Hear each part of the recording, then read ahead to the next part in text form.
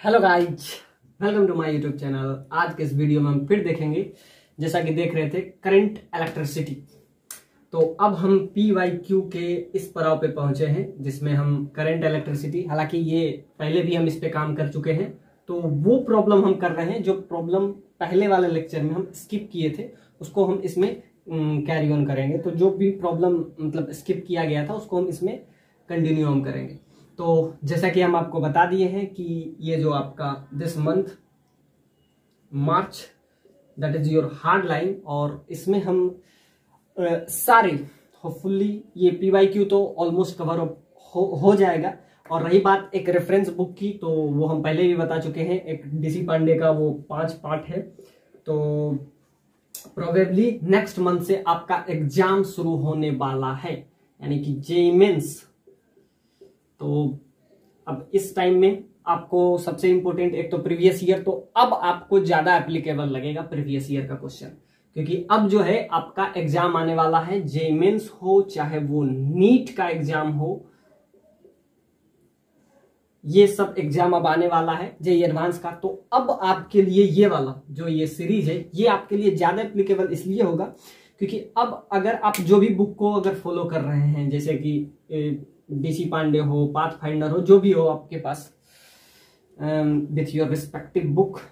और रही बात HC वर्मा, जो कि सबसे अगर कंसेप्चुअल पॉइंट ऑफ व्यू से देखें तो उसका ये दोनों राइटर का जो बुक है होपफुली फिजिक्स में एक स्टैंडर्ड अच्छा माना जाता है, क्योंकि ये थ्योरी के पॉइंट ऑफ व्यू से DC पांडे आपके लिए बहुत सही है, चाहे आप JEE मेंस का प्रिपरेशन कर रहे हैं, नीट का कर रहे हैं, और जो भी आपका बुक है। और रही बात ये PYQ मतलब कि प्रीवियस ईयर का क्वेश्चन, तो इसका बताने का मेरा सिर्फ एक ही इंटेंशन है कि इससे आपको एक क्वेश्चन में, पर्टिकुलर एक ही क्वेश्चन में आपको बहुत सारे कॉन्सेप्ट सीखने को मिलते हैं। जैसे ये ही मतलब एक ही क्वेश्चन है, तो अब इसी क्वेश्चन में आपका, जैसा कि प्रीवियस जो क्वेश्चन था वो भी हम RC सर्किट का ही किए थे, जिसमें हम एक ही क्वेश्चन में आपको ध्यान दीजिएगा, लूप लॉ आपको मिल जाएगा, करंट का वैल्यू निकालना है, तो ये सारा हम चीज देख लेंगे। और दूसरा कि इसका प्रॉपर्टीज क्या है, कैपेसिटर क्या करता है, charging discharging after a long time it gains steady state, फिर this is behaves like open circuit. ये सब हम बात पहले कर चुके हैं, अब हम उससे आगे थोड़ा कैरी ऑन करने का कोशिश करेंगे। तो क्योंकि अब एग्जाम शुरू होने वाला है, तो ये जो PYQ सीरीज है अब आपको इसका बेनिफिशियरी का अंदाजा होगा, क्योंकि आप अब एग्जाम में बैठिएगा। और वैसे भी अब अलग अलग टेस्ट सीरीज जो कि आपका मार्केट में आ ही गया होगा,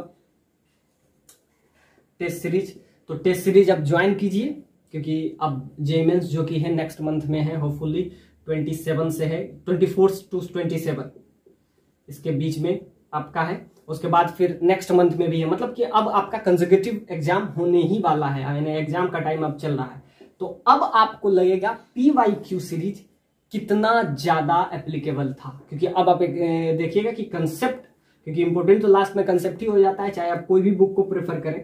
तो इससे पहले जैसे कि HC वर्मा, तो हम कंसेप्ट पे फोकस किए हैं, पहला हम PYQ किए, इसीलिए DC पांडे हम पहले नहीं किए। बहुत लड़के को दिक्कत होगा कि नहीं DC पांडे क्यों, और भी तो मार्केट में बुक है, तो इसीलिए हम पहले क्या किए हैं PYQ, जिससे आपको ये अंदाजा हो जाए और वो उनकी कंसेप्ट क्या है।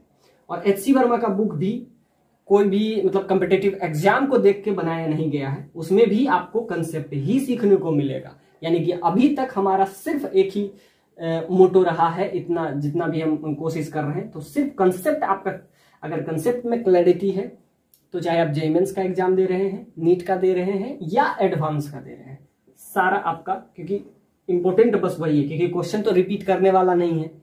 JEE मेंस में कभी कभी करता भी है, लेकिन क्वेश्चन तो रिपीट करने वाला नहीं है, यानी कंसेप्ट तो हमेशा रिपीट करेगा। इसीलिए हम जो भी बुक है, अब लास्ट टाइम में आप सिर्फ फोकस कंसेप्ट पे कीजिए, अब फोकस नया चीज को सीखने में नहीं, तो कंसेप्ट पे जितना फोकस कीजिए। तो जैसे कि हम 11th पार्ट भी हम कवर अप कर चुके थे, तो उसमें हम बहुत सारे चैप्टर देख लिए, उसमें बेसिक हम नहीं देख पाए, जैसा कि आपका फ्रिक्शन है, NLM नहीं देखे,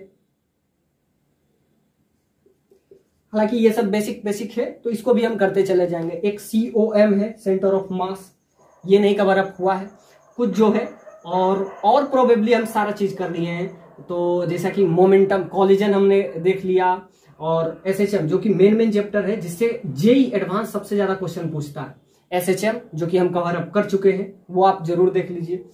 और ग्रेविटेशन जिससे सबसे ज्यादा एटलीस्ट 1 एट मोर 2 क्वेश्चन इससे पूछा ही जाएगा। तो एसएचएम भी जो कि मतलब बहुत शानदार टॉपिक है, इस पे भी हम लेक्चर ले लिए हैं, तो ये भी आप देख लीजिए। और यहाँ पे सबसे इंपॉर्टेंट, क्योंकि ये हर चीज में घुस जाता है, ये आपका रोटेशन, इस पे भी हम लिए। और कौन सा चैप्टर पे हम लिए? इंपल्स एंड मोमेंटम, ये इस पे हम सबसे ज्यादा लेक्चर लिए। तो आपका जो भी कॉलिजन में प्रॉब्लम हो, कॉलिजन में जो भी प्रॉब्लम आपका हो, कॉलिजन में, मोमेंटम में, क्योंकि मोमेंटम और रोटेशन दोनों को मिक्स करके आप क्वेश्चन, सैंडविच करके क्वेश्चन पूछा जाता है। तो इंपल्स एंड मोमेंटम, इस पे भी फोकस हम किए हैं, और इस पे भी होपफुली 20 लेक्चर लिए हैं, इस पे भी 15 to 20 लेक्चर, यानी कि ये भी टॉपिक आपका क्लियर हो जाएगा। अब बचा क्या? तो बचा जो बेसिक है, एक तो सीओएम सिर्फ बचा है, उसको हम कवर अप कर लेंगे। और आपका जो बेसिक चैप्टर है, जैसे एनएलएम है, 2 इक्वेशन लिख दो, 2 इक्वेशन को सॉल्व करो, पुली वाला प्रॉब्लम वो हम आगे करवाएंगे। डीसी पांडे में पुली वाला भरा हुआ है, एचसी वर्मा में भरा हुआ प्रॉब्लम है, तो उसको हम करवाएंगे। यानी कि अब जो है, हालांकि इससे क्वेश्चन ज्यादा पूछा नहीं जाता, लेकिन कंसेप्ट इसका इंपॉर्टेंट है, इसका कंसेप्ट इंपॉर्टेंट है, इसका कंसेप्ट हम बार बार यूज करते हैं। तो ये वाला जो चैप्टर आपका बच गया। और रही बात थर्मोडाइनमिक्स, थर्मोडाइनमिक्स से at least 2 question, heat and thermodynamics, heat and thermodynamics, इससे हमेशा एटलीस्ट 2 क्वेश्चन तो रहना ही है। तो ये हम कवर बहुत शानदार से किए हैं, और उसका हम प्लेलिस्ट बना दिए हैं, उसको हम पब्लिक कर देंगे, प्राइवेट है, पब्लिक हम कर देंगे उसको। तो हीट एंड थर्मोडायनेमिक्स, जिससे कम से कम 2 क्वेश्चन तो रहना ही है। और आपका करंट इलेक्ट्रिसिटी ये चल रहा है, इसके बाद जस्ट बाद आपको ईएमआई का भी हम प्लेलिस्ट उसका भी बना देंगे। ईएमआई, इलेक्ट्रोमैग्नेटिक इंडक्शन, जो कि आपका 12th पार्ट का मेजर प्रॉब्लम इसी पर्टिकुलर चैप्टर से पूछा जाता है, इलेक्ट्रोमैग्नेटिक इंडक्शन, इलेक्ट्रोमैग्नेटिक इंडक्शन। और इसके बाद सबसे ज्यादा मैग्नेटिज्म, सबसे ज्यादा, क्योंकि ये आपके लिए हॉट टॉपिक है। मैग्नेटिज्म से भी बहुत सारा क्वेश्चन पूछा जाता है, तो ये भी हम कवर अप करेंगे। और इसके बाद आपका कौन सा बच जाएगा? एसी, अल्टरनेटिंग करें, और ये सब कवर अप हो जाएगा। तो आपका एक टॉपिक जो बचता है वो है आपका मॉडर्न फिजिक्स। तो इसको भी हम पहले कवर अप कर चुके हैं। तो जो बचेगा, क्योंकि अब जो है टाइम कम है, करना ज्यादा है, इसीलिए लेक्चर आपका थोड़ा लंबा आ सकता है, क्योंकि हमको अब कवर अप जल्दी करना है। और मार्च, क्योंकि अप्रैल के बाद से फिर आपको टेस्ट सीरीज भी ज्वाइन कर लेना चाहिए, क्योंकि टेस्ट सीरीज में अब देखिए कि कितना नंबर आ रहा है। और सबसे इंपॉर्टेंट, और ये सारे लेक्चर आपको कंसेप्ट क्लैरिटी में हेल्प करेगा। और मॉडर्न फिजिक्स है, और उसके बाद तो ये टॉपिक सारा कवर अप हो जाएगा। उसके बाद हम कोशिश करेंगे कि जितना ज्यादा मैक्सिमम कंसेप्ट पे फोकस करें, और जितना प्रॉब्लम हो सकता है, चाहे जो भी बुक हो, मतलब अब PYQ कर लिए एचसी वर्मा का, और भी जितना क्वेश्चन हो सकता है हम कवर अप करने का कोशिश करेंगे। क्योंकि ये जो जितना भी ये आपका स्ट्रेटजी है, ये इस मंथ के लिए है। उसके बाद आप टेस्ट सीरीज ज्वाइन कर लीजिए, जो भी आपको अच्छा लगे, और इसको कंटिन्यूअसली जब तक आपका एग्जाम नहीं हो जाता। एग्जाम आपका अप्रैल मंथ में शुरू होगा, तो होपफुली अप्रैल में तक आपका खत्म हो जाएगा। और जून में जेईई एडवांस का प्रॉब्लम आएगा, तो जून तक तो हम इसको 2-3 बार कवर अप कर लेंगे। ये PYQ तो पहले ही बहुत सारा चीज और 1-2 टॉपिक जो बचा है उसको हम आगे कंटिन्यू करेंगे। और मॉडर्न फिजिक्स, हालांकि ये बहुत लंबा, इसमें टाइम बहुत ज्यादा जाता है, तो इसमें होपफुली 15 लेक्चर हम ले लिए हैं, लेकिन इसमें अभी भी बहुत चीज ऐसा है जिसको हम अभी तक क्लैरिफाई नहीं कर पाए हैं, तो उसको हम आगे करेंगे, जिससे अब आपको पता चलेगा कि ये सीरीज क्यों जरूरी है। क्योंकि अगर आप प्रीवियस ईयर का क्वेश्चन में 50% भी प्रॉब्लम आप कवर अप कर लेते हैं, और इसीलिए हम सारा को कवर किए हैं, चाहे वो 2000 के पहले का हो, यानी पहले तो एग्जाम सब्जेक्टिव होता था, फिर भी हम कह रहे हैं कंसेप्ट भी इंपॉर्टेंट है।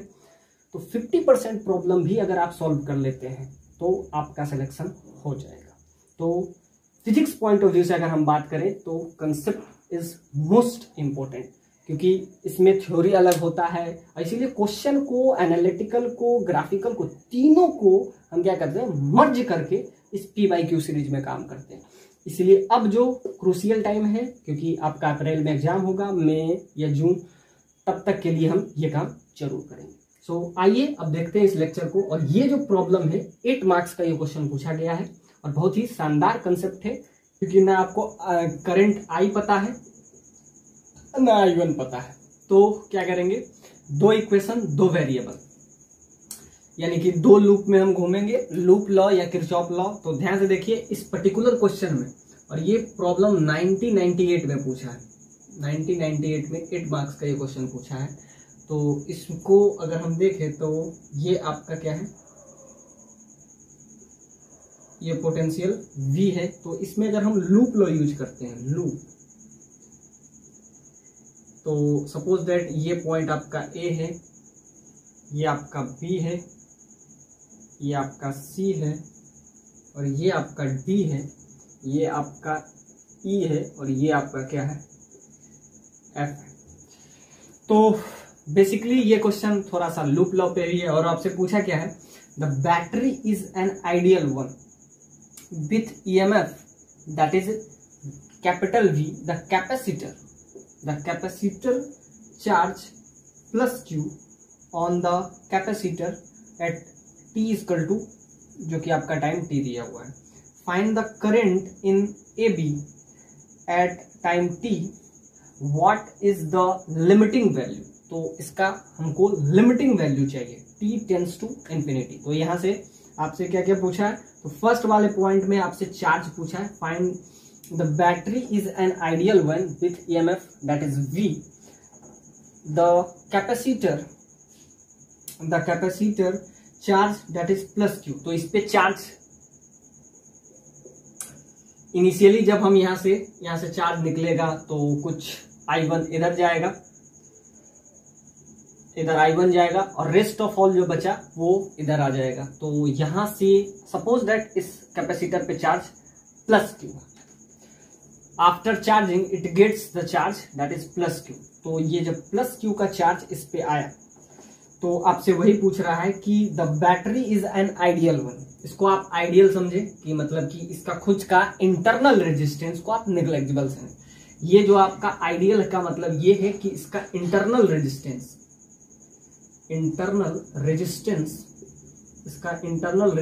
क्या हो जाएगा, 0 हो जाएगा। इसीलिए आपको क्या कह रहा है, the battery is ideal one with EMF V, जो कि आपको V दिख रहा है। The capacitor charge that is Q at the time t, यानी कि आफ्टर द टाइम t, बस ऐसा सोचिए कि t इक्वल टू 0 पे ये इनिशियली जो ये कैपेसिटर है वो क्या है, अनचार्ज है। After time t it has the charge that is plus Q। तो आपको वही प्लस Q आपसे पूछा है कि वो प्लस Q का वैल्यू क्या होगा। और लास्ट वाले पॉइंट में वही पूछ रहा है कि AB, तो AB find the current in AB at the time t, what is the limiting value, यानी आपसे लास्ट में करंट पूछा है। अब ध्यान से देखिए, ना तो आपको I पता है, यानी यहां से टोटल करंट भी आपको नहीं पता है, ना आपको I1 पता है, और अगर I नहीं पता है, I1 पता है, तो यहां से Q, जैसा कि इस पे आपका क्या हो जाएगा, इसका कैपेसिटेंस तो आपको पता है C है, और आपसे चार्ज भी पूछा है। यानी कि आपको बेसिकली ये प्रॉब्लम किरचॉफ लॉ का प्रॉब्लम है, लूप लॉ का। इसमें मतलब वैसे भी करंट इलेक्ट्रिसिटी है तो किरचॉफ लॉ, लूप लॉ पे ही क्वेश्चन रहेगा। और वही क्वेश्चन है लास्ट में t टेंड्स टू इंफिनिटी कर लेंगे तो ये किस रेट से इंक्रीज करेगा। तो जैसा कि आपको पता है एक्सपोनेंशियली इंक्रीज भी करता है, एक्सपोनेंशियली डिक्रीज भी करता है। तो इसमें हम क्या यूज करेंगे, लूप इक्वेशन, लूप लॉ। अब लूप किसको कहते हैं, तो जैसा कि A पॉइंट से अगर शुरू हुआ तो A से B, B से C, B से C और C से D, और D से फिर वापस A से A पॉइंट तक पहुंचने में सो A B C D और फिर वापस से A, तो ये आपका क्या हो गया, लूप लॉ हो गया।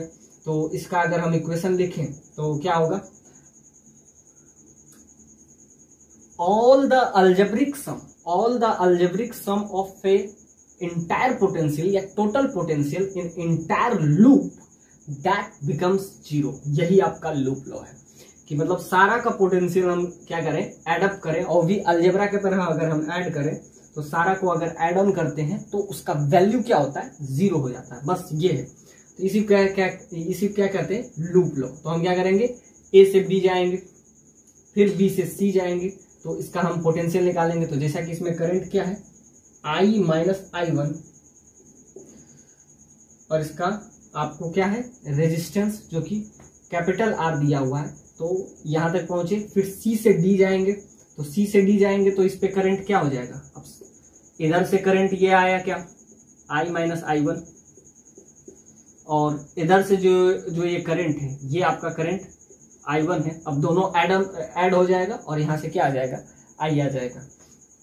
तो हम क्या किए, I माइनस I1 और इसका रेजिस्टेंस क्या है, capital R।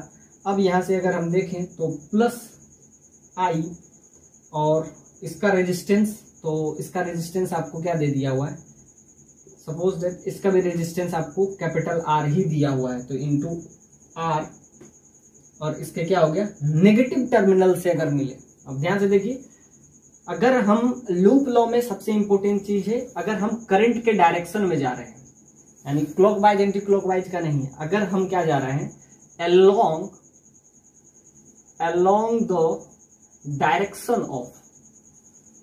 the direction of current, अगर हम करंट के डायरेक्शन में जा रहे हैं, सो टेकन एज पॉजिटिव, और अगर करंट के अपोजिट डायरेक्शन में जा रहे हैं तो क्या होगा, टेकन एज नेगेटिव। अब फिजिक्स में ये एक बहुत कमाल का चीज है, क्योंकि डायरेक्शन बहुत इंपॉर्टेंट है। हालांकि करंट एक वेक्टर क्वांटिटी नहीं है, ये टेंसर क्वांटिटी है। करंट अगर आपसे पूछे कि करंट क्या वेक्टर है, नहीं, फिर भी इसके अंदर डायरेक्शन होता है। तो जब भी हम लूप लॉ की बात करते हैं तो क्या करते हैं, all algebraic sum of a entire potential in a particular loop that becomes 0। अब ध्यान से देखिए, इसके नेगेटिव टर्मिनल से मिले सो माइनस v, और इसको सारा को ऐड ऑन किए दैट इज इक्वल टू 0। इसी को क्या कहते हैं, लूप लॉ बोलिए या किरचॉफ लॉ बोलिए। तो इसमें सबसे कमाल का बात है कि ये अगर हम करंट के डायरेक्शन में जा रहे हैं, अब ध्यान से देखिए, करंट के डायरेक्शन में अगर जा रहे हैं, यानी करंट के डायरेक्शन को अगर हम क्या ले लें, पॉजिटिव ले लें, क्योंकि तो उसके अपोजिट डायरेक्शन में अगर हम गए तो नेगेटिव होगा। तो फिजिक्स में दो इस टाइप का कंसेप्ट बहुत इंपॉर्टेंट है कि अगर एक डायरेक्शन को अगर आप पॉजिटिव लिए हैं तो दूसरे डायरेक्शन को आपको नेगेटिव लेना पड़ेगा। तो यहां हम क्या लिए, along the direction of current, that is taken as positive, then तो यहां से क्या हो जाएगा, opposite of direction of electric current that is taken as negative. तो ये सबसे कमाल का बात है कि एक को हम जैसे कि हर बार की तरह लेते हैं कि एक के डायरेक्शन को अगर ये x हुआ तो इसके अपोजिट डायरेक्शन क्या हो जाएगा, नेगेटिव x डैश। ये अगर y हुआ तो ये वाला फंडा हर जगह चलता है। तो ये आप समझ लीजिए, लूप लॉ में ये हम हमेशा यूज करते हैं क्या, कि अगर डायरेक्शन में जा रहे हैं तो पॉजिटिव, अपोजिट डायरेक्शन में जा रहे हैं तो टेकन एज नेगेटिव। तो इधर डायरेक्शन गए, ये वाला मिला तो I माइनस I1, उसका रेजिस्टेंस क्या था, कैपिटल R। फिर यहां तक पहुंचे, फिर C से D गए तो यहाँ पे रेजिस्टेंस आपको क्या मिल गया, कैपिटल R। करंट क्या हो गया, I, और इसके नेगेटिव टर्मिनल से मिले तो ये आपका आ गया। तो ये इक्वेशन आपका आ गया। So I minus I1 into capital R plus I into R that is equal to V। अब ये आपका इक्वेशन फर्स्ट आ गया। अब एक इक्वेशन और आ सकता है आपका, क्योंकि आपको क्या क्या नहीं पता है, ना तो I पता है ना आपको I1, यानी कि आपको दो इक्वेशन दो वेरिएबल चाहिए। तो यहां से अगर हम ले तो एक और लूप आपका आ जाएगा, loop that is equal to B से E, E से F, F से C और C से लास्ट में B। सो B से B तक आने में ये जो हम रास्ता घूम रहे हैं, और ये रास्ता आपका क्या हो जाएगा, लूप लॉ या किरचॉफ लॉ। फिर वही वाला काम करेंगे कि बी से सी जाएंगे, तो बी से सी जा रहे हैं तो along the direction of current जा रहे हैं, तो अगर along the direction of current जा रहे हैं that is taken as positive, और अपोजिट है तो टेकन एज नेगेटिव, तो वही काम करेंगे और लास्ट में क्या करते हैं, 0 के बराबर करते हैं। और ये एक्चुअली में बहुत बार यूज होता है, बहुत बार, इस क्वेश्चन में नहीं, पूरा करंट इलेक्ट्रिसिटी में बस यही वाला जो लूप लॉ है आपको यही लगाना है। अब उसके पॉजिटिव प्लेट से अगर हम मिले तो क्या हो जाएगा, प्लस वी, और अगर नेगेटिव प्लेट से आए तो क्या हो जाएगा, माइनस वी। बस इतना ही फंडा है और ये पूरा चैप्टर में ये बहुत बार हम यूज करेंगे। अब अगर हम इसको देखें तो क्या करेंगे, बी से सी में, सो दैट इज I1 और इसका रेजिस्टेंस कैपिटल R और इस पे चार्ज, तो जैसा कि आपको पता है कि Q बराबर क्या होता है, सिंपली CV हो जाता है। तो यहां से अगर हम V का वैल्यू निकालें that is equal to Q/C, तो यहां से आपका आ जाएगा I1 इंटू R, और इसके ऊपर अगर हम पोटेंशियल निकालें तो जैसा कि आपको पता है इसमें गिवन है कि चार्ज प्लस Q जो है इस कैपेसिटर पे चार्ज जो होगा वो प्लस Q होगा, so plus Q divided by it's capacitance that is C, ये आपको ये गिवन है। अब यहां तक पहुंचे B से C तक, अब इधर से वापस आ रहे हैं तो प्लस I माइनस I1 और इसका रेजिस्टेंस जो होगा कैपिटल R, और फिर वापस से B तक पहुंचे और ये इक्वल टू क्या हो जाएगा, 0 हो जाएगा। सो इसमें हम काम क्या किए, तो यहाँ पे इसका करंट, तो करंट जैसा कि आपको पता है कि V बराबर क्या होता है, I इंटू R, V बराबर I इंटू R, इसमें करंट क्या है I1, तो I1 इंटू R, और इस पे आपका क्या है, चार्ज आपका Q है और उसका कैपेसिटेंस C है, so I minus I1 into capital R that is equal to 0। तो ये आपका इक्वेशन फर्स्ट है और ये इक्वेशन आपका क्या हो गया, सेकेंड है। तो दोनों को सॉल्व करेंगे, I1 से आपका दोनों का वैल्यू निकल जाएगा, और दोनों का वैल्यू निकल जाएगा तो लास्ट में हम चार्ज का वैल्यू निकाल लेंगे, क्योंकि आपको एक ही अननोन है। I1 का वैल्यू अगर यहां से पुट कर देंगे, इस इक्वेशन से I1 का वैल्यू इसमें पुट कर देंगे, तो दो इक्वेशन दो वेरिएबल, तो I भी आपका आ जाएगा, I1 भी आ जाएगा, और ये दोनों आ गया तो हम क्या निकाल लेंगे, चार्ज निकाल लेंगे। और लास्ट वाले पॉइंट में आपसे पूछ रहा है कि लिमिटिंग वैल्यू निकालिए, t टेंड्स टू इंफिनिटी, मतलब इसका मतलब t tends to infinity, it means after a long time, find the current after a long time. तो अब बेसिकली दोनों को हम इजी करेंगे, equation first, equation solve, equation second, तो क्या आ जाएगा, I और I1 का वैल्यू। और इसमें सबसे इंपॉर्टेंट चीज है कि अगर हम देखें तो आपसे पूछ क्या रहा है, आपसे पूछ रहा है कि चार्ज, तो battery is an ideal when with EMF of V, the capacitor charge that is plus Q on the capacitor at the time t, यानी कि चार्ज का वैल्यू आपसे पूछा है, यानी Q का वैल्यू पूछा है। तो यहां से अगर हम देखें तो ना I पता है ना I1 पता है, इक्वेशन तो 3 हो गया ना, तो एक इक्वेशन और बनता है, क्योंकि आपको Q भी नहीं पता है, यानी कि आपको ना I पता है, ना I1 पता है, ना Q पता है, यानी कि 3 इक्वेशन चाहिए, 3 इक्वेशन 3 वेरिएबल।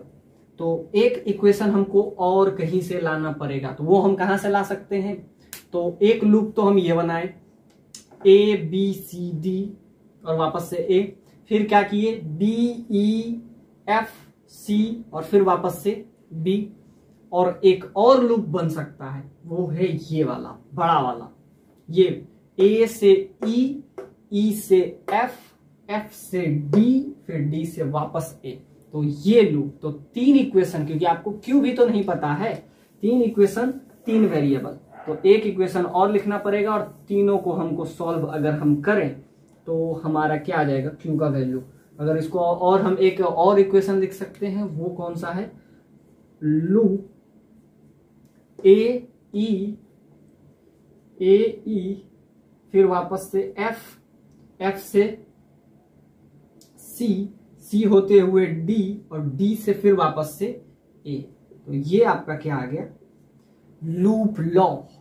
तो इसको अगर हम थोड़ा सा देखें तो ए से जब अगर बी गए तो कोई भी कुछ भी नहीं, फिर इसका क्या हो जाएगा I1, इसमें करंट का फ्लो I1, इसका रेजिस्टेंस आपका क्या हो जाएगा कैपिटल R, इस पे चार्ज आपका क्या है प्लस Q, इसका कैपेसिटेंस क्या है C।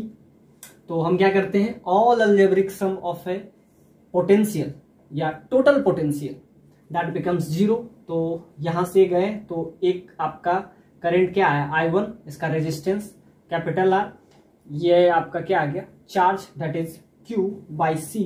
अब यहां तक पहुंचे, फिर वापस से यहां इधर आए तो फिर आपका क्या आ गया current I into resistance R, ये आपका आ गया 0। तो ये आपका आ गया इक्वेशन थर्ड।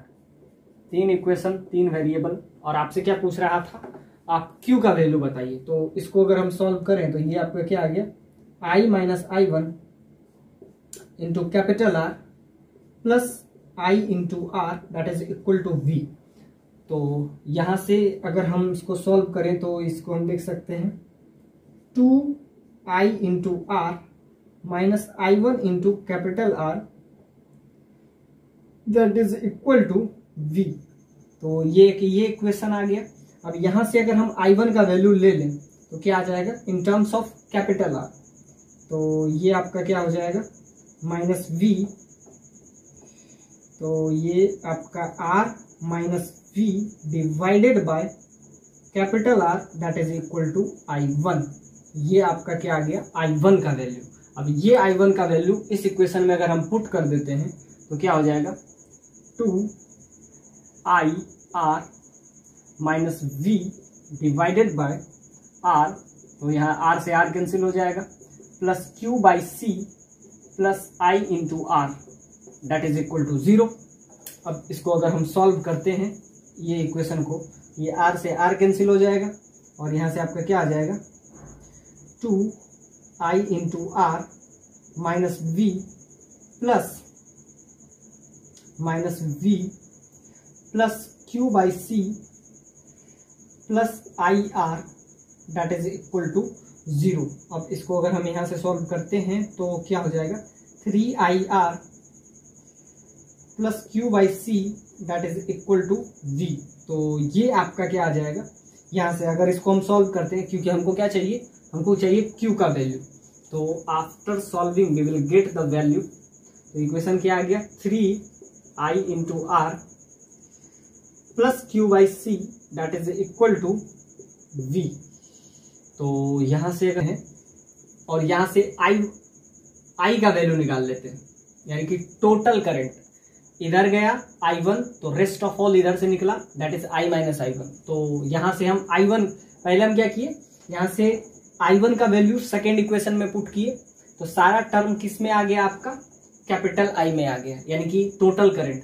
तो यहां से I का वैल्यू हम निकाल लेंगे, क्या करेंगे इसको राइट साइड शिफ्ट कर देंगे और यहां से आपका आ जाएगा। अब I क्या होता है, करंट क्या होता है, तो करंट होता है आपका dq by dt, rate of change of मतलब फ्लो ऑफ चार्ज, उसे क्या कहते हैं करंट। तो यहां से आपको लिख सकते हैं कि dq by dt that is equal to v minus q by c divided by 1/3r। अब हम क्या करेंगे बोथ साइड बेसिकली इंटीग्रेट कर लेंगे। तो इसमें हम किए क्या 3 इक्वेशन लिखे, क्योंकि आपको क्या क्या नहीं पता है, ना I पता है ना I1 पता है। तो इसको हम क्या करेंगे 3 इक्वेशन लिखे, क्योंकि 3 वेरिएबल था आपका I, I1 और Q, तीनों अननोन था। तीनों को हम निकालने के लिए ये यूज किए। क्या किए, पहला इक्वेशन से I का वैल्यू सेकेंड इक्वेशन में पुट कर दिए, तो सारा आपका क्या आ गया I के टर्म में आ गया। उसके बाद हम क्या करेंगे बेसिकली इंटीग्रेट करेंगे। तो इंटीग्रेट करेंगे तो यहां से अगर हम इसको इंटीग्रेट करें तो यहां से आपका वैल्यू क्या आ जाएगा, after integration we will get, तो इसको हम क्या लिख सकते हैं dq बाय dt। करंट को हम लिख सकते हैं rate of flow of charge that is current, और ये आपका क्या हो जाएगा v minus q by c, ये आपका आ गया डिवाइडेड बाय 1/3r। अब यहां से अगर हम देखें तो dq का वैल्यू आपका क्या आ जाएगा v minus q by c into 1/3r, और यहाँ से आपका क्या हो जाएगा dq, ये आपका dt हो जाएगा। अब इसको इंटीग्रेट करते हैं, बोथ साइड इंटीग्रेशन, क्या लिखें, both side integrate, both side integrate. अब दोनों साइड अगर हम इंटीग्रेट इसको कर देते हैं तो यहां से क्या आ जाएगा, after we will get the value of Q का वैल्यू आ गया, बस ये क्वेश्चन आपका सॉल्व हो गया। जबकि ये क्वेश्चन 8 मार्क्स का आपका क्वेश्चन पूछा गया। अब क्या करेंगे, बोथ साइड इंटीग्रेट करेंगे। तो सपोज दैट इनिशियली यानी कि t इक्वल टू 0 पे इस पे क्या था, चार्ज 0 था, यानी q का वैल्यू 0 था। After time t what is the charge, it has the charge that is plus q, और वही आपको निकालना है। तो यहाँ पे क्या हो जाएगा, dq का इंटीग्रेशन करेंगे और इधर क्या हो जाएगा 0 से q, क्योंकि लोअर लिमिट क्या हो गया, पहले इनिशियली ये क्या था, डिस्चार्ज था। इसमें क्या चलता है, चार्जिंग और डिस्चार्जिंग का खेल चलते रहता है, चार्जिंग डिस्चार्जिंग। तो आफ्टर टाइम t इसके पास जो चार्ज होगा वो क्या होगा, q होगा, वही आपसे निकालना है। तो यहां से आप निकाल सकते हैं। तो दोनों साइड अगर इंटीग्रेट करेंगे तो dq का इंटीग्रेशन, और इधर क्या बचेगा v माइनस क्यू बाई सी, और 1 बाई क्या इधर है 3r, इसको इंटीग्रेट करेंगे। अब इधर आपका क्या बच गया dt, इसका dt के साथ इसको इंटीग्रेट करेंगे 2q बाई सी हो जाएगा। तो इसमें हम क्या क्या किए, अब इसमें सबसे इंपॉर्टेंट चीज, इसमें जो कॉमन एरर हो जाता है, तो इसमें हम क्या करेंगे, i का वैल्यू यहां से निकालेंगे, i1 का वैल्यू नहीं निकालेंगे, क्योंकि सिंपल सा बात है, इस पे चार्ज जो आएगा, ये जो कैपेसिटर है इस पे चार्ज जो आएगा वो इस करंट के वजह से ही तो आएगा। तो यहां से जो भी हम काम किए थे उसमें उल्टा कर दीजिए, क्या करें, तो फर्स्ट इक्वेशन से i का वैल्यू इसमें सेकेंड वाले में हमको पुट करना है, तो i का वैल्यू जस्ट रिप्लेस कर दीजिए। यानी कि अब तक जो भी हम बता रहे थे, जिसमें हम कह रहे थे कि i का वैल्यू, इसमें i का वैल्यू i1 के टर्म में ले लीजिए, और i1 के वजह से इसमें सबसे इंपॉर्टेंट चीज है कि चार्ज आपसे किस पे पूछा है, इस कैपेसिटर पे। तो इस कैपेसिटर पे जो चार्ज होगा वो इस करंट के वजह से आएगा, वो इस करंट के वजह से नहीं आएगा। तो ये इंपॉर्टेंट समझना था इस क्वेश्चन में, शायद इसीलिए ये क्वेश्चन पूछा गया है कि इस पे जो क्वेश्चन, मतलब इस पे जो चार्ज आएगा वो इस करंट के वजह से आएगा। तो उसमें जो हम काम कर रहे थे उसका जस्ट अपोजिट कर देंगे, just opposite in the sense कि फर्स्ट इक्वेशन से i का वैल्यू सेकेंड इक्वेशन में डाल देंगे, जिससे क्या हो जाएगा, ये आपका क्या आ जाएगा, यहाँ से ये आपका हो जाएगा i1, और यहाँ पे अगर पुट कीजिएगा तो वैल्यू क्या हो जाएगा 2q बाई सी हो जाएगा। बाकी सारा चीज सेम ही रहेगा, बाकी सारा कंसेप्ट सेम रहेगा, बस कंसेप्ट इतना सिखाना था इसमें कि इस पे जो चार्ज प्लस q आएगा वो इस पर्टिकुलर करंट के वजह से आएगा, जो है आपका i1। अब इसको बेसिकली अब इसको सॉल्व कर लेना है। तो क्या है dq जैसा, यानी कि वेरिएबल सेपरेबल का ये क्वेश्चन अब आपके लिए हो गया।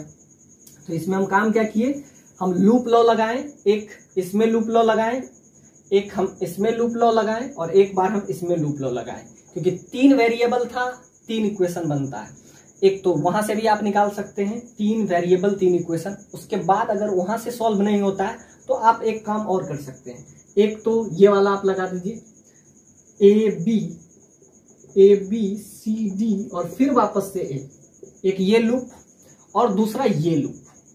ये कौन सा लूप होगा, तो बी से ई और ई से एफ और एफ से वापस से सी और सी से वापस से फिर बी। तो 2 लूप, तो 2 इक्वेशन यहां से मिल जाएगा।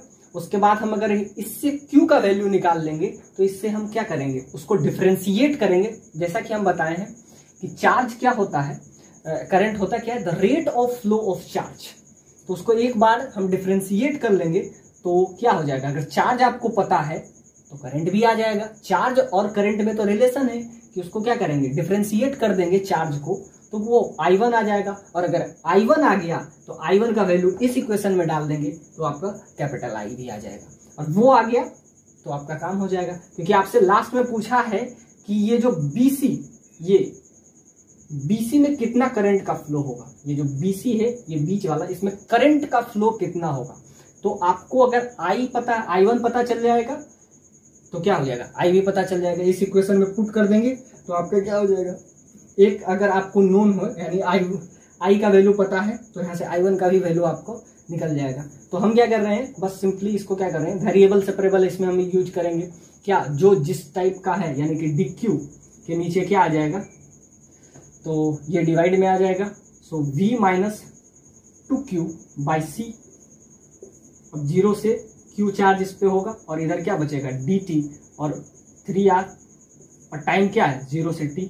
तो अब तो ये बेसिकली क्या हो गया, वेरिएबल सेपरेबल। तो ये एक जैसा दिखा। अब इसका इंटीग्रेशन आप कर दीजिए।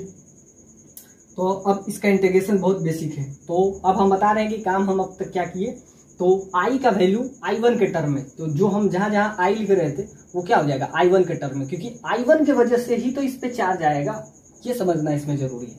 बाकी ये बेसिक अब इंटीग्रेशन है वेरिएबल सेपरेबल। अब इसका इंटीग्रेशन के लिए आप ध्यान से देखिए, नीचे का जो भी फंक्शन हो उसका अगर डिफरेंशिएशन उसमें प्रेजेंट हो तो उसका क्या कर लेते हैं, सिंपली log x लिख देते हैं विथ बेस e, और इसे भी इंटीग्रेशन में बेस e ही होगा। तो यही वाला कंसेप्ट हम इसमें भी यूज करेंगे। तो इसमें अगर हम यूज करते हैं तो आपका इसका इंटीग्रेशन बहुत आसानी से आपका आ जाएगा। और इंटीग्रेशन आ गया यानी कि I1 का वैल्यू उसको डिफरेंशिएट कर देंगे। चार्ज को जब डिफरेंशिएट करते हैं तो करंट आ जाता है, तो चार्ज को डिफरेंशिएट करेंगे तो I1 आ जाएगा। I1 का वैल्यू इस इक्वेशन में डाल दीजिए, आपका आई आ जाएगा। तो बस, और वही आपसे पूछा है लास्ट में क्या, कि इस BC में कितना करंट का फ्लो होगा, तो वो क्या होगा I माइनस R1, दोनों को क्या करेंगे, सब्ट्रैक्ट कर देंगे। और उसके बाद कह दिया है कि T इक्वल टू इन्फिनिटी के लिए ये आप बताइए, यानी आफ्टर ए लॉन्ग टाइम। तो पहले हम Q निकाल लेते हैं। तो Q आपका निकल गया। अब ध्यान से देखिए, V तो समथिंग कांस्टेंट है, तो कांस्टेंट का डिफरेंशिएशन 0 और इसका डिफरेंशिएशन क्या हो जाएगा 2dq, और C तो कांस्टेंट है 2dq बाय, तो इसका जस्ट डिफरेंशिएशन है। तो 2/c ऊपर से क्या कर देंगे, हम मल्टीप्लाई कर देंगे। तो ये आपका होना चाहिए 2/c, तो यहाँ पे हम लिख देंगे 2/c, और बाकी आपका क्या हो जाएगा 2q, नीचे आपका क्या हो जाएगा v minus 2q by c, और इधर तो t का इंटीग्रेशन सिंपली t हो जाएगा, t/3r ये हो जाएगा।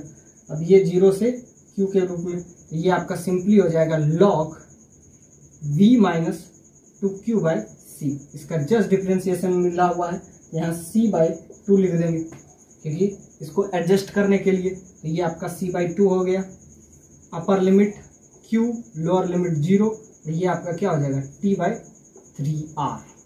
तो यहाँ से आपका वैल्यू आ गया। तो ये वैल्यू आपका क्या हो जाएगा, लॉग में आ गया, तो ये इधर चला जाएगा, तो ये क्या हो जाएगा 2/c, तो 2/c इधर हो जाएगा। तो बस अब ये बेसिक सा क्वेश्चन आपका रह गया। इसमें क्या किए, ln v माइनस 2q/c ये आपका आ गया, और यहाँ पे क्या हो गया 2t/3cr। अब ये चला गया, तो ये आपका आ जाएगा v minus 2q/c that is equal to e का पावर 2t/3cr। ये चला गया। अब यहाँ से यहाँ से आप q का वैल्यू निकाल लेंगे, तो q का वैल्यू यहाँ से आपका क्या आ जाएगा, तो ये आपका राइट साइड है v माइनस e का पावर 2t/3cr, ये आपका आ गया।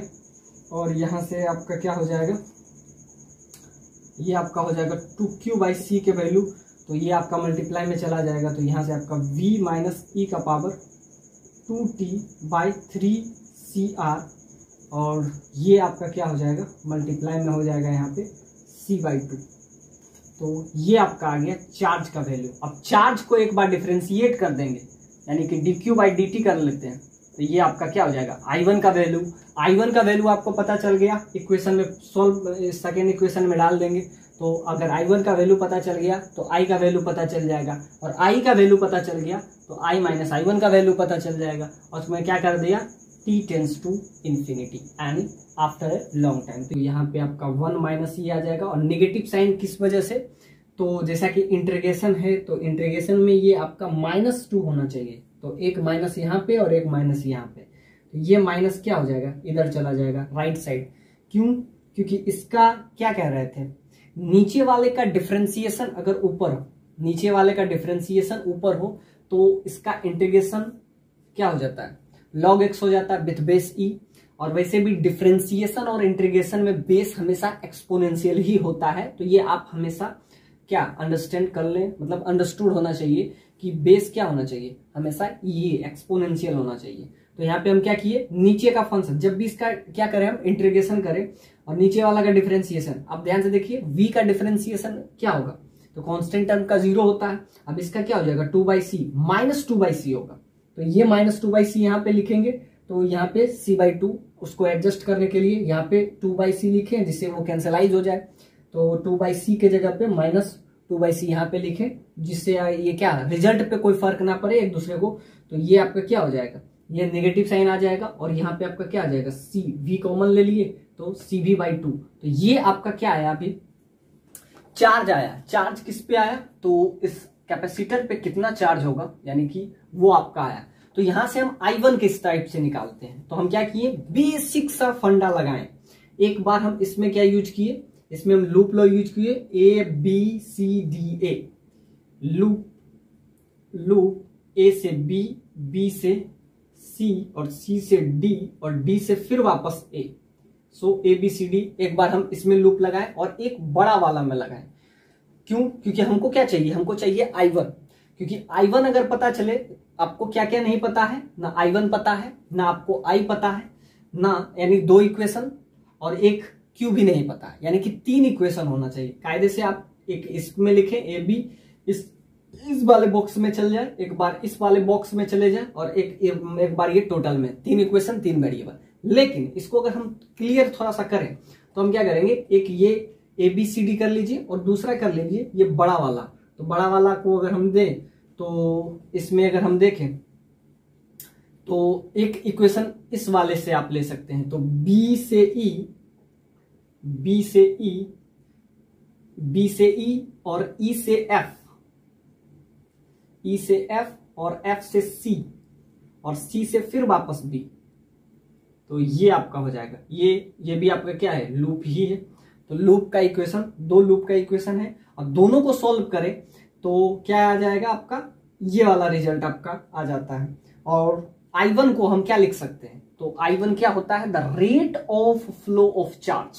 अब इस कैपेसिटर पे जितना भी चार्ज होगा, कितना होगा वही आपको निकालना है, वो हो जाएगा उस पे करंट I1 होगा, तो चार्ज कितना होगा, तो चार्ज को हम क्या लिख सकते हैं, तो ये आपका क्या आया, ये आपका I1 का वैल्यू आया। और I1 को हम क्या लिख सकते हैं, the rate of flow of charge. और दोनों साइड क्या करेंगे, बोथ साइड इंटीग्रेशन, दोनों साइड dq, q से इसका जो चार्ज होगा 0 से q हो जाएगा, टाइम 0 से t टाइम में, दोनों को इंटीग्रेट करेंगे, we will find the result that is q यानी कि इस पर्टिकुलर कैपेसिटर पे चार्ज कितना होगा, तो वो प्लस q होगा। तो प्लस q का वैल्यू आपका आ गया, क्या आ गया, तो q का वैल्यू इस पे आ गया आपका cv/2 1 माइनस e का पावर नेगेटिव साइन। अब नेगेटिव कैसे आया, तो ये आपको समझ में आ ही गया होगा कि ये वाला नेगेटिव से ये नेगेटिव आ गया, तो यहां से e के पावर -2t/3cr, ये आपका आ गया चार्ज। अभी चार्ज आया है, अभी आपको I भी निकालना है, I1 भी पता है, और लास्ट में आपको ये निकालना था कि BC से कितना करंट का फ्लो होगा। तो सिंपल सा बात है, आपको तीनों चाहिए, I भी चाहिए, I1 भी चाहिए, Q भी चाहिए। अभी आपका सिर्फ Q आया है, अब Q के हेल्प से हम क्या निकाल लेंगे, I1 निकाल लेंगे। अब कैसे करेंगे, तो एक बार डिफरेंशिएट कर देंगे विथ रिस्पेक्ट टू टाइम, यानी चार्ज का differentiation with respect to time. तो यहां से एक बार हम इसको डिफरेंशिएट कर लेते हैं, तो यहां से आपका रिजल्ट आ जाएगा। तो आपको क्या पता है I1 क्या हो जाएगा, सो I1 इज बेसिकली dq/dt, यानी कि rate of flow of charge that is current. तो इसको एक बार डिफरेंशिएट करना पड़ेगा, so d/dt with respect to time के रिस्पेक्ट में। तो जो कांस्टेंट टर्म है वो तो बाहर ही रहेगा, तो ये तो कांस्टेंट टर्म है, ये बाहर रहेगा। अब ये क्या है, इसका डिफरेंशिएशन करना है, e का पावर -2t/3cr।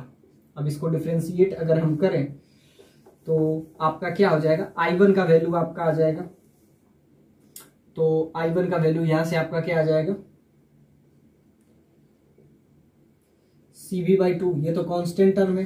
अब ध्यान से देखिए इसका डिफरेंशिएशन 0, अब एक्सपोनेंशियल का तो वही होता है, e के पावर x का डिफरेंशिएशन और इंटीग्रेशन दोनों का तो सेम ही हो जाता है। तो इसका डिफरेंशिएशन आप ध्यान से देखिए, अब इसका पावर का करेंगे तो आपका क्या आ जाएगा, नेगेटिव नेगेटिव -2/3 CR होना चाहिए। ये आपका डिफरेंशिएशन आ गया। तो ये आपका आया I1 का वैल्यू दैट इज CB/2 और यहां से आपका क्या आ गया, नेगेटिव नेगेटिव पॉजिटिव, तो e का पावर -2/3 CR और यहाँ पे आपका क्या हो जाएगा 2/3 CR। अब ध्यान से देखिए यहां से क्या हो जाएगा, 2 से 2 कैंसिलाइज हो जाएगा और यहां से आपका आ जाएगा C से C कैंसिल हो जाएगा। अब आपका क्या आ जाएगा V/3R और e का पावर -2t/3CR। ये आपका क्या आया अभी I1 का वैल्यू। और आपको अभी क्या निकालना है, फिर एक I भी तो निकालना है, यानी कि इसमें करंट का फ्लो क्या होगा, इसमें करंट का फ्लो कितना होगा। तो ये आपका क्या आ गया सिंपली, तो I1 का वैल्यू क्या आ गया V/3R e का पावर -2t/3CR। ये आपका आ गया अभी I1 का वैल्यू। अब हमको क्या निकालना है, I का वैल्यू निकाल लेते हैं और लास्ट में हम I - I1 निकाल लेंगे, जो कि आपका बी पार्ट क्वेश्चन का वही आपसे पूछा है। तो अगर हम यहां से और रिलेशन I और I1 में कैसे निकाले थे, तो I में रिलेशन तो यहीं से आपका आ गया था। कैसे निकाले थे, तो इसमें एक बार घूम जाइए अभी, I - I1 इंटू R और plus I into capital R that is equal to V। इसका नेगेटिव साइन नेगेटिव टर्मिनल से मिल रहे हैं, एक बार लूप लो इसमें लगा देंगे तो I और I1 के बीच का रिलेशन आपका आ जाएगा।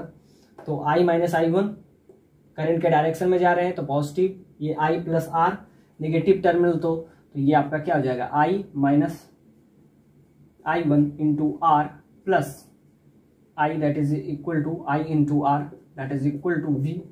तो ये आपका आ जाएगा 2IR माइनस V और इधर क्या हो जाएगा I into I1 into R और ये आपका क्या हो जाएगा वैल्यू, यहां से आपका आ जाएगा 2IR minus V divided by R। तो ये आपका क्या हो जाएगा I1 का वैल्यू। तो बस ये वैल्यू वहां पे हम क्या करेंगे, पुट कर देंगे I1 का value.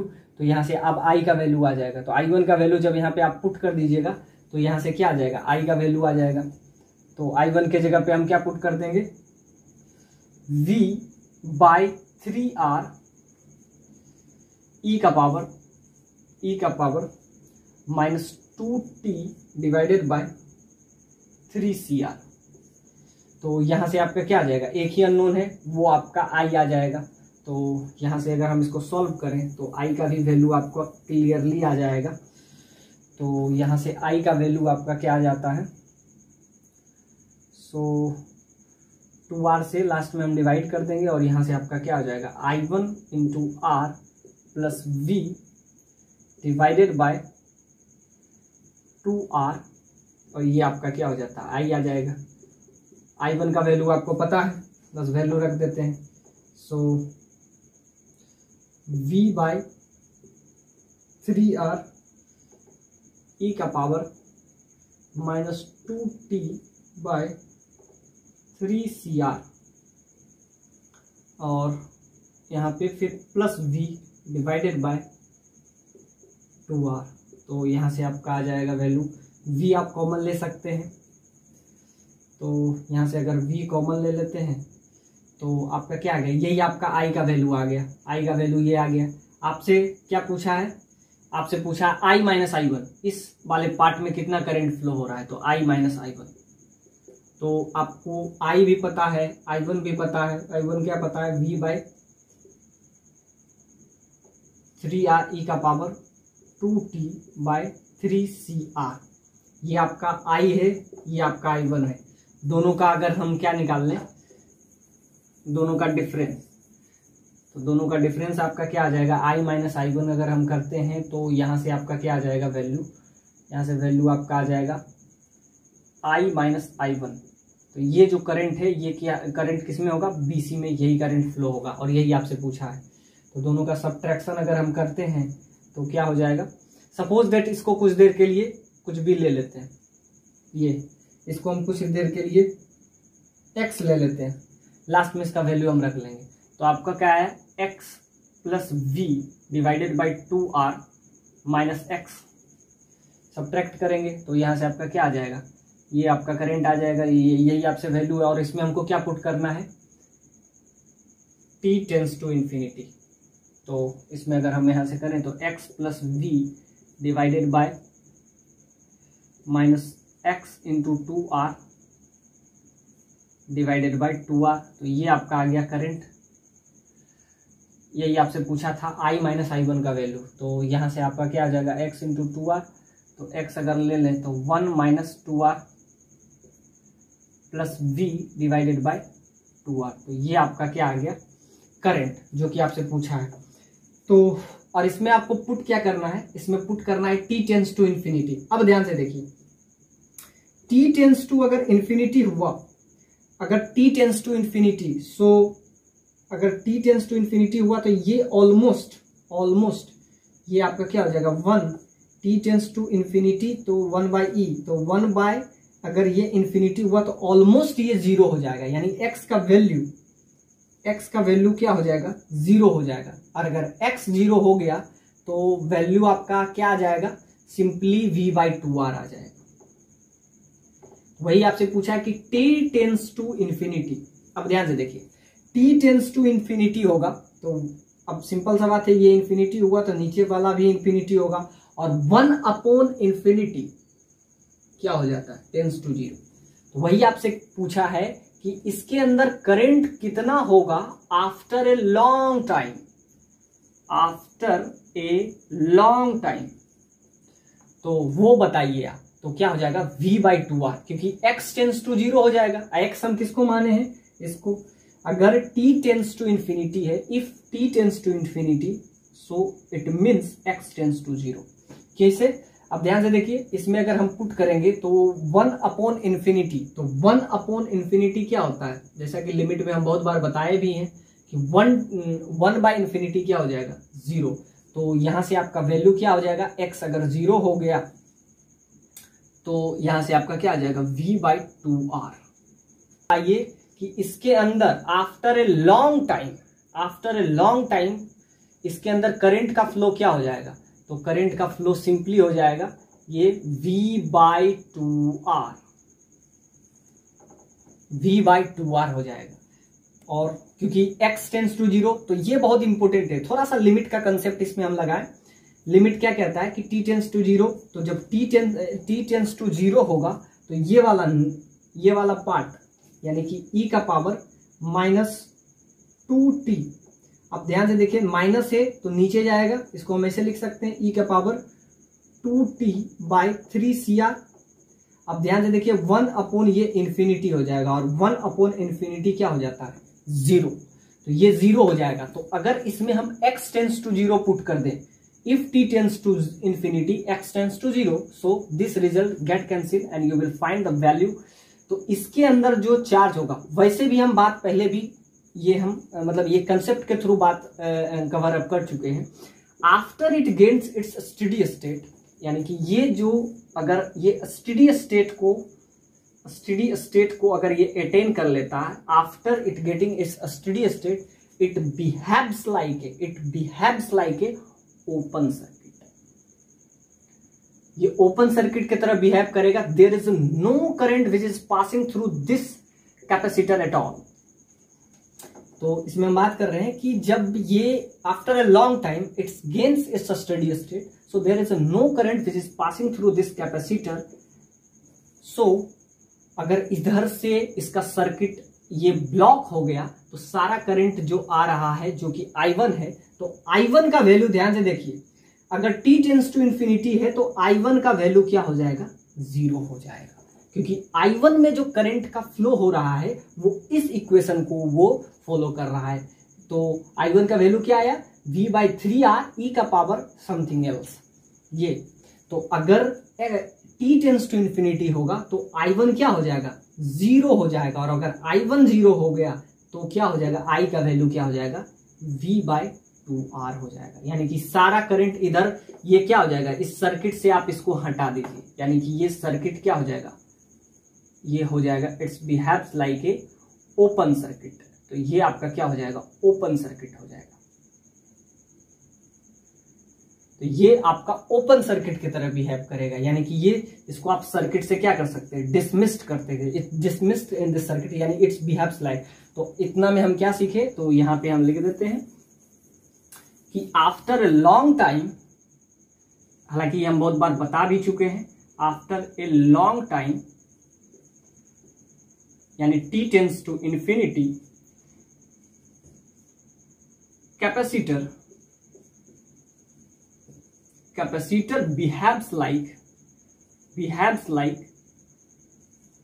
behaves like a open circuit। तो ये एक ओपन सर्किट की तरह बिहेव कर रहा है और इसमें करंट का जो फ्लो होगा वो किस रेट से होगा, तो V/3 -2t divided by 3CR। तो ये आपका I1 का वैल्यू हुआ, ये आपका I का वैल्यू।